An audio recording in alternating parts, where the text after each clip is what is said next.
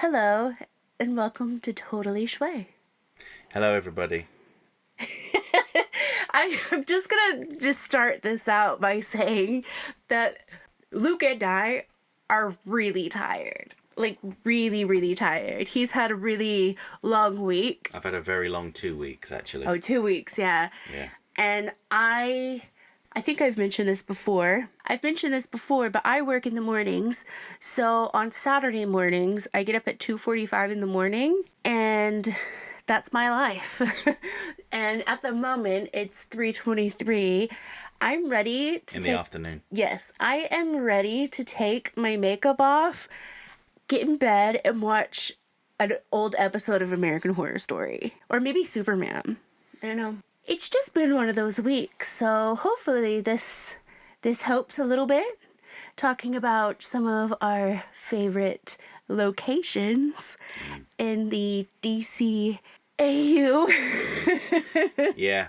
So we did play around with the idea of just doing like a spoof location, but I don't think either of us have ever actually watched that show, so I don't know what takes place in that. So the reason why he's saying that is because I have a list of topics that I'd like to speak about eventually, and I put location because I think about 10-15 years ago I saw on the Sky or whatever, when cable was a thing, it said location on the guide. Did not watch it, but always liked that that title, I guess. Yeah, the title stuck with you. Yeah. Maybe we should have done some research. Yeah. No. What's that? No, yeah. Should I do that on top of my job? Okay, anyways. So, what is your... Well, I know the answer to this. Yeah. What is your favorite location? Gorilla City. No. No, of course. Well, the thing for me is it's... Gotham City had a lot of personality. Yeah. Particularly in Batman the Animated Series. By the new Batman Adventures, the buildings kind of became these like massive dark structures. They were less important, I'd say. The city became less of a character than Yes. it originally was. Yeah, so like the original city as designed by Ted Blackman and his background artist team, I think is amazing. That's not to say that the other cities aren't good. Like Metropolis is a very nicely designed city. It's almost like the polar opposite of Gotham in that it's very clean and bright and... Yeah, so with, that was so like, yeah, but, or up. yeah, so. So with all of the other cities and islands and everything in the DC animated universe, I believe that they're supporting characters. Whereas Gotham City, to me, was always, you had Batman and Gotham City. It wasn't just Batman. You knew that Gotham was going to bring something to it rather than it just being a location. Yes, yeah, I agree. In fact, I would probably say that it was probably their intention, particularly for Justice League, that the locations didn't have a lot of character. Yeah. Because they didn't want to detract from these larger-than-life characters. Yeah. Now, I would say that the Gotham City of Batman Beyond is quite interesting in that it's, kind of futuristic, Blade Runner style, hellish metropolis. But it was also... Do I want to say kind of forgettable? Because it kind of was, because it was just these big monolithic buildings. I want a divorce. No, I'm not saying it's bad. I'm not saying. Joking, I am not saying that I totally understand. I totally and to some degree, I agree, because do you remember any of the main buildings? That massive building with the Japanese, it's probably kanji, I don't know, Japanese symbol on it in red from the title sequence, and it was in most of the episodes. I remember that one. Yeah, but that's it. And the high school thing. Or no, the juice bar. The juice bar? The juice bar. I don't remember the juice bar. But I remember Hamilton Hill High School, of course. Yeah. But it just looked like a high school. Whereas, I can think about, in BTAS, I can think about, obviously there's Wayne Manor. Wayne Manor is obviously in all of the shows. There's Crime Alley, that whole area of Gotham with like the train tracks running over the top of it. She's Googling now. The juice bar was a scene in which Terry and his girlfriend Dana Tan temporarily broke up. Oh. Yeah, Do you not remember that? Like, how iconic is that Juice Bar logo? No. Juice Bar, and then 12. No, is it as iconic as Yoppie Foods from, I think it's from The Cat and the Claw? I mean, no. No, it's not. But The only reason why anyone remembers Yoppie Foods is because the Jump on the Batwagon podcast from Watchtower Database, they named themselves the Yoppie Dudes. they're so cool. Yeah, it's very funny. I'm not even being sarcastic. I like really think those guys are really cool.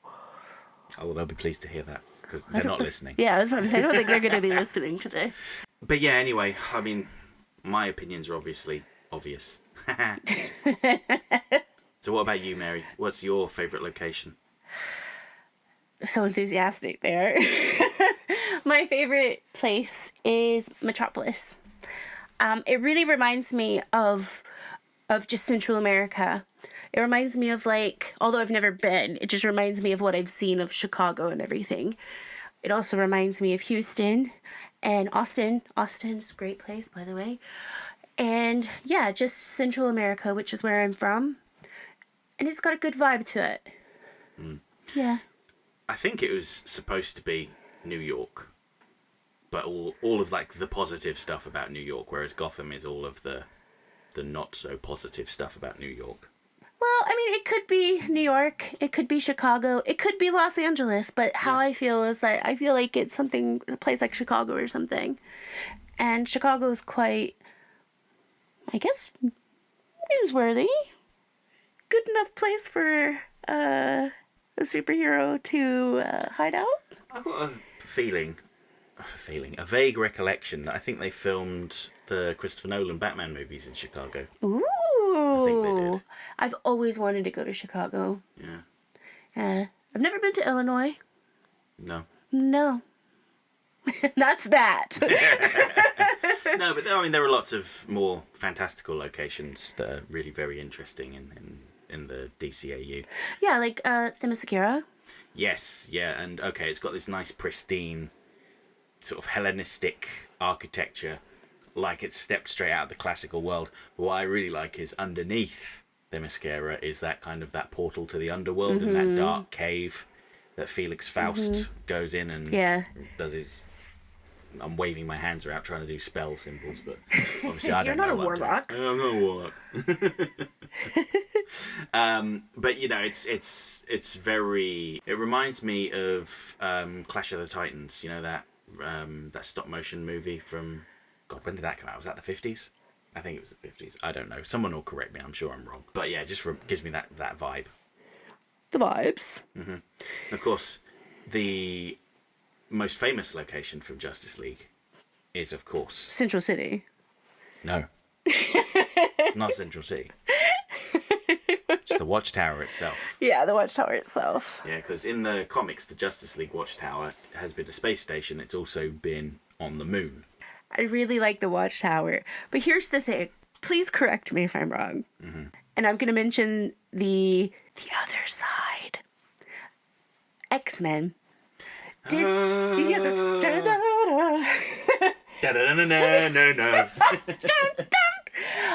Okay, am I wrong in thinking that they had a room where you could train, and they also have a room on the Watchtower where they train as well? It's very similar. No, you're right. They did. Because I'm just remembering that episode where Supergirl was doing her training in a holographic room. In the Unlimited. Yeah, you're right. It was like the Danger Room from X-Men. Yeah. Can I just say, cool. No, you're right. Yeah, that came along quite late in the day, though, didn't it? Because in other episodes, like in Secret Society, when they were doing their training, it was in a deserted town. Yeah. In the desert, and they had all these like robots that looked a bit like the original version of Zeta from the Zeta Project. It's called upgrading. Yeah, so I guess they built a hologrammatic... Is that even a word? Hologrammatic? Holographic? Right now... A place with holograms. Right now, at this very point in time, anything and everything's a word to me. What's another good place? So we have Gorilla City, Central City, To be fair, I Themyscira. didn't really talk about Gorilla City. I just said it to make a joke. But Gorilla There's a City... reason I keep going past it. It's the worst place. No, it's not the worst place. It's a very, like, technologically advanced city hidden under a... oh, God, is it a hologram? It's not really the worst place. Hid under a bubble. I think it is a hologram as well. God, why do we keep bringing up holograms today? Are we holograms? Probably, actually, yeah. How did I just say that? Like, I was gonna say holographic, but holograms came out. What is wrong? Ah, it sounded like I was trying to sound English, but I do a very bad English accent. But yeah, I mean, what we see of Gorilla City is it's this big metropolis, essentially in the middle of nowhere. Mm-hmm. Highly advanced technology. They've got laser guns. They've got these little flying cart things that the security people fly around on. Okay, so what's another good location? So Central City, we brought that up before, didn't we? A few times, yes. Yes, we've mentioned it. Let's actually talk about it. So it looks like a regular city, doesn't it? There's nothing too stand out about it, apart from the Flash Museum. Yeah. Other than that, it's quite bland. It's very... Literally, every state has a city like that. At least one. Mm-hmm. Even Rhode Island would have a state like that, or a city like that. It's just so suburbia. Like, that's it. That's the only way I can describe Central City is, like, it's suburbia. Yeah. There's a Walmart. There's a Target. And if you're lucky, there's also going to be a Krispy Kreme. I'll take your word for that. Yeah. Unfortunately, in my town, in Midwest City, Oklahoma, we did not have a Krispy Kreme. Did you have a Dunkin'? No, we had to go to Del City for that. Oh. Wow. I think. I don't remember having a Dunkin'.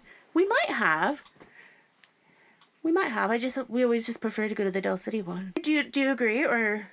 Yeah, I mean, you don't really see much of it. You just see the roads. Wait, I have the perfect thing. The perfect scenario. You know, in Central City, out of all of the places in the DCAU, there is going to be a 16-year-old with a Hummer that they can't really drive. Driving it in the city. Yeah. Yeah, and they just got their license. And they live in an apartment in the middle of the city. That's right. So they really don't need a vehicle like that. Exactly. They really shouldn't be driving it. But you know what I mean. You know it's so true. Yes. Yeah. But yeah. But as I mentioned earlier, the thing about it that stands out is the Flash Museum in Central City. Yeah, absolutely. So Metropolis has got that statue to Superman that they built when they thought he was dead. Mm-hmm. Gotham doesn't really have anything in tribute to Batman. Because it's kind of like New York in general. Mm-hmm. Like, and in real life. It's like you've got a hero. You've got a hero. It's the goddamn Yankees, okay? Okay? Yes, Batman's gonna come save you. That's okay. But the goddamn Yankees are the heroes of the city. And the firefighters and the police. But with Central City, you've got this big museum dedicated to the Flash that's full of all this memorabilia, lots of references to stuff from the comic books that probably didn't happen in the shows, and it makes people tear their hair out. Like, why is Jay Garrick's helmet there? Why is there a Kid Flash uniform there? Oh, it doesn't work in the timeline, and people foam at the mouth about it, and we covered this before, didn't we? That's the great thing about the DCAU, is it doesn't have to make sense to everybody, because the whole thing about the Flash Museum, in my eyes, is that it's just filled with Easter eggs for the comic readers. Mm-hmm. And the people that actually know about all of the different timelines. And I think you get a few things like that throughout the DCAU, but it's that Easter egg in particular that's so obvious. Mm. Yeah. Yeah.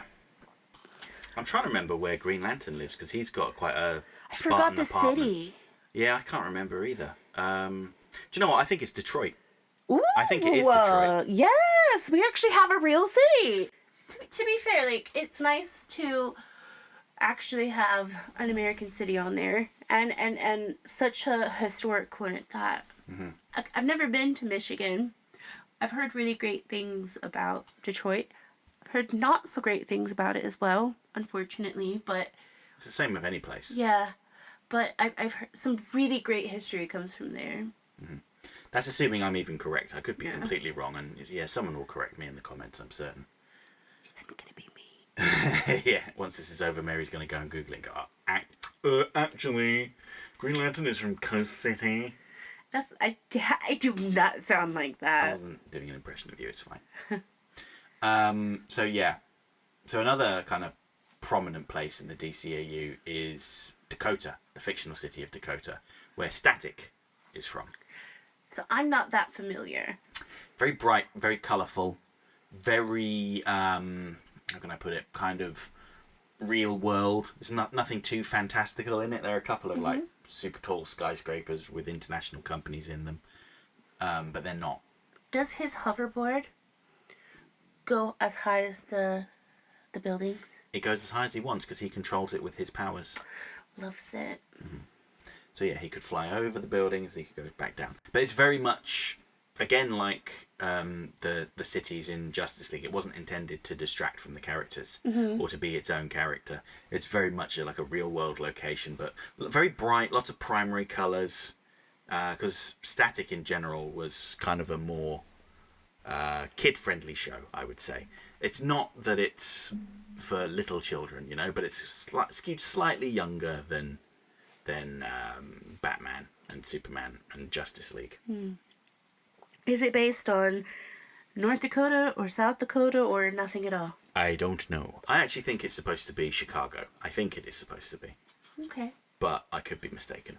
Yeah. What about the Zeta Project? Where are they based in? They go across the country.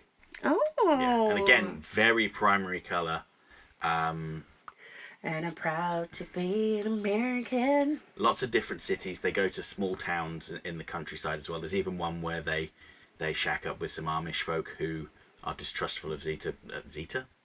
Catherine Zeta-Jones. The Amish do not trust Catherine Zeta-Jones. How dare they? She was one of the, other than Queen Latifah, she was the best thing about Chicago. No, but they're distrustful of Zeta because obviously he's a machine, and you know the Amish reject modern technology. But he ends up saving them from a burst dam, I think, or a flood or something like that. And Technology always wins. That's what my phone says every time I try to go to bed. but I find it curious how, with Batman, Gotham was such an integral, prominent location. Superman, Metropolis kind of was to a certain extent. Batman Beyond, yeah, okay, it was again, I suppose. But Static, Justice League Unlimited, Zeta Project, the cities are less important. Yeah. I don't really know why. Again, maybe it's just to detract. It might have just detracted from the characters, maybe. Well, that's the thing with Batman. Is like it's not just the cartoon, not just the animated series. It's the comic as well. That Gotham is not just a place where people live. Gotham is, like I said earlier, it is a character, and it's a main character. It will and forever be one of the best fictional cities in any history. Movie, TV show, book, all of that. That's a memorable character. Yeah, I mean, Gotham was pretty memorable in the Tim Burton Batman movies. And Batman Begins, it was very memorable because it was so rainy and brown and grimy. And I find it curious that with The Dark Knight and The Dark Knight Rises, they just went with a more realistic, air quote, realistic city. Perhaps they felt like it was detracting from their attempt to, bringing realism to Batman. I was doing finger air quotes for realism there.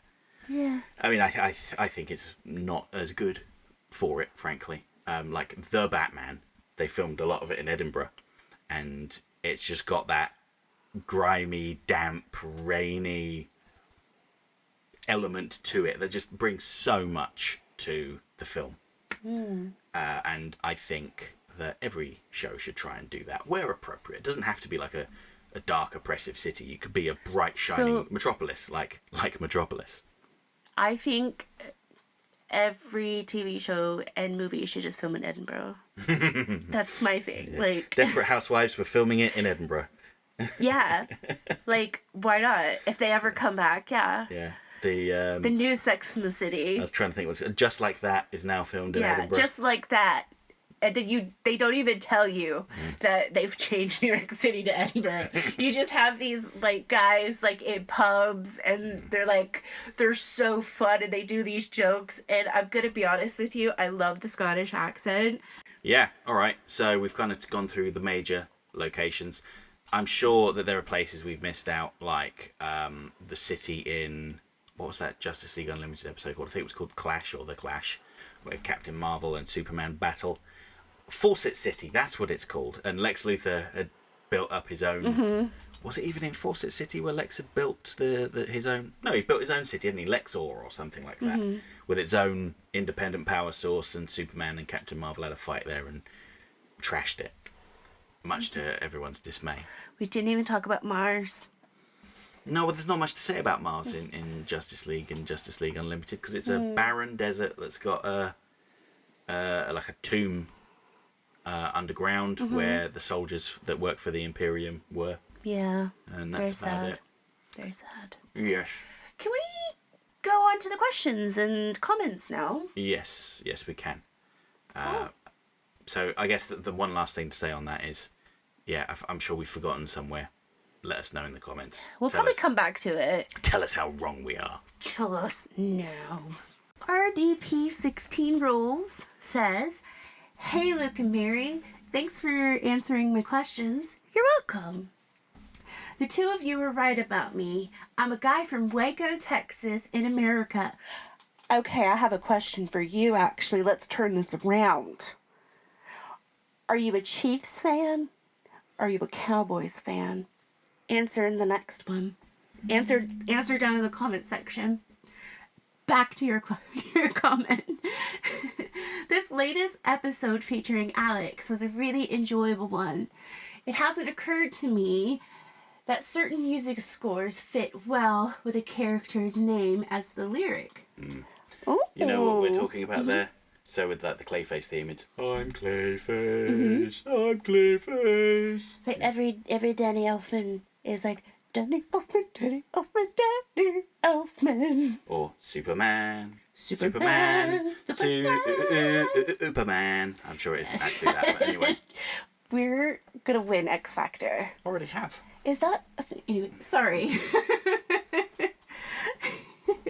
Last year's The Batman fits the mold well. The opening theme to my adventures with Superman isn't a perfect fit, but it works. Hearing about all of Shirley Walker's accomplishments really gave me a deeper appreciation for her work and contributions to music. Thanks for that. The tribute to Arlene Sorkin was wonderful as well. Thank you. That's very kind of you to say. Yeah, it really was. We just spoke. We didn't plan on any of it. We just did it on the fly. So I'm glad that it landed. Yeah, good. Okay, so hashtag Totally Schway. Hashtag Totally Schway. One, I'm a big fan of the character Azrael. Mm-hmm. Me too. How would you want to see his story adapted, either in live action or animation? If you don't want to see him, why? Personally, I'd like to see an animated movie based around Nightfall. Perhaps a two-parter. Well, I think that's a good idea. I think you'd need to do the Sword of Azrael first, though. So for Mary, your benefit, they did a mini-series introducing the character of Azrael. Mm-hmm. And then he was introduced later on, or he was picked up again later on as Batman's apprentice. Mm-hmm. And then when Bane broke Batman's back during Nightfall, Azrael replaced him. Azrael replaced him as Batman. Mm-hmm. But he is mentally unstable, and the pressures of being Batman got to him too much, and he became very violent. Mm-hmm. He brutalized criminals. He murdered one of them. Mm-hmm. And then Bruce Wayne had to come back and beat him down and reclaim the mantle of Batman. So if I were to do it, if I wanted to see it in live action, I would probably just try to recreate that, frankly. He was introduced in the DC animated universe through Batman Adventures Continue, where he is just a lackey of the Order of Saint Dumas, and he is Saint sent. Dumas. Yes, Saint Dumas. Dumas. Or Saint Dumas, if you want to anglicize it. Ew. But he was sent to Gotham to reclaim a holy relic that had been stolen by somebody that was used for resurrection. Of course, it didn't work. But for some reason, Batman gave him armor to help protect him, and it was Batman themed. Basically, with Batman Adventures Continue, that comic book was originally commissioned as an excuse to justify a new toy line. And the new toy line included characters that had never been seen in the shows before, like Red Hood, Deathstroke, and Azrael. So they had the character designs by Ty Templeton, and then they contacted Alan Burnett and Paul Dini and said, come up with a way to work them in to the comics so that people will buy the figures. And it worked, because when they weren't canon, I wasn't going to buy them. I wasn't interested. And then as soon as they announced the comic book series going, here's Jason Todd, here's Deathstroke, here's Azrael, I was like, you sons of... I thought I was out, and then you pulled me back in. And of course, the funniest thing is that the toy line ended up getting cancelled. In fact, DC Collectibles itself got shut down, and it's all been passed over to Todd McFarlane, who is, well, he hasn't picked it up and ran with it again yet. He's got the Condiment King figure as part of the I was about to the say. latest wave. Yeah. But you have to buy all 4 of the other ones to get each part of the As Condiment if King. you weren't going to do that anyway. Of course I was. Now, I'm not going to open them. That's the thing. So I will never have a Condiment King fresh, but oh well. The second question, what comics do you think deserve an adaptation? In addition to Nightfall and No Man's Land, I'd like to see Batman, Thrill Killer, and DC villains on a live run. I think you guys can guess the real title. Lol. Yes. So what I would, if I had one pick outside of those ones, I would say Batman Ego by Darwin Cook. I have really got my fingers crossed. Like, you can see how much they're crossed. They're almost like breaking. That Cape Crusader adapts it for an episode. Because Ed Brubaker is the writer, or the head writer on Cape Crusader. And he and Darwin Cook worked very closely together. I really, call me basic, but I really like the Selena Kyle Bruce Wayne story. And I think they could really, like, honestly, they could just make, like, a really tragic movie about that. And just have that be the center point. Have it be very, like, I don't know, just like a romantic movie with, like a lot of tragedy. Are you talking specifically about the Batman Catwoman? You might remember the cover where it's her with the wedding dress at the end. That one. So the one that had the Phantasm in it. Yeah. Yeah. Because I think if you just did something like that and it was a little bit different, it would be nice. I know I'm not being the most articulate right now, but No. I've thought about things like that. And again, call me basic, but I do believe that sometimes we love, like, the superpowers and stuff like that, but with Catwoman and Batman, neither of them have superpowers. Like, those two characters are just human beings that chose to be the heroes. And I don't even want to call Catwoman a villain, but she is, but I don't like to call her that. She's an anti-hero. Anti-hero, yes. It's me. Hi. I would really like to see that as, like, a romantic. Now I'm thinking about who I'm going to cast. You're not just going to stick with the cast from The Batman. Well, oh my god, yes. Zoe Kravitz, if she was in every single movie, and sometimes if her dad joined in, I would watch him. Every movie. Take all of my money. I think all of my paycheck would go to every single movie. 'Cause, by the way, I'm a big fan of Lenny Kravitz as well. Anyway, let's go on to the third one. Okay. Could you reach out to Awesome Walter of Channel Awesome? He co-wrote those fanscriptions I mentioned a while back. Also, could you reach out to Aaron of Bat in the Sun?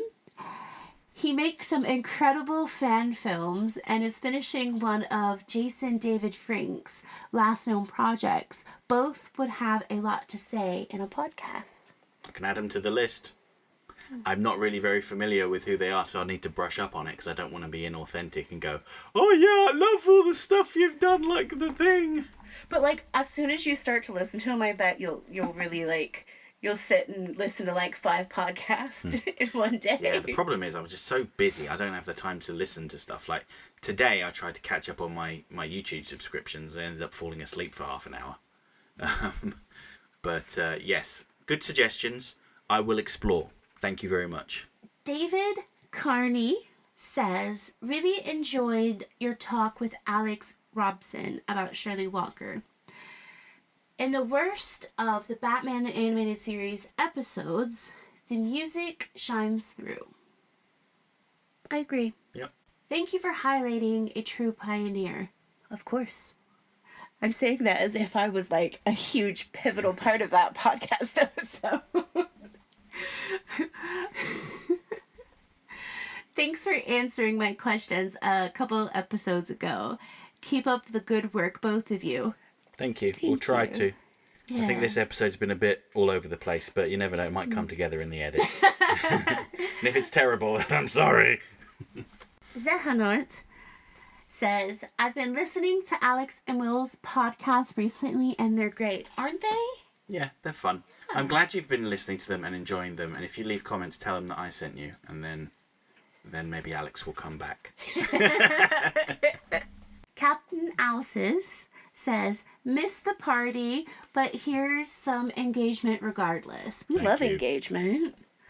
Speaking of engagement, excellent tips to keep an eye out for bots and trolls. Sorry you had to deal with them.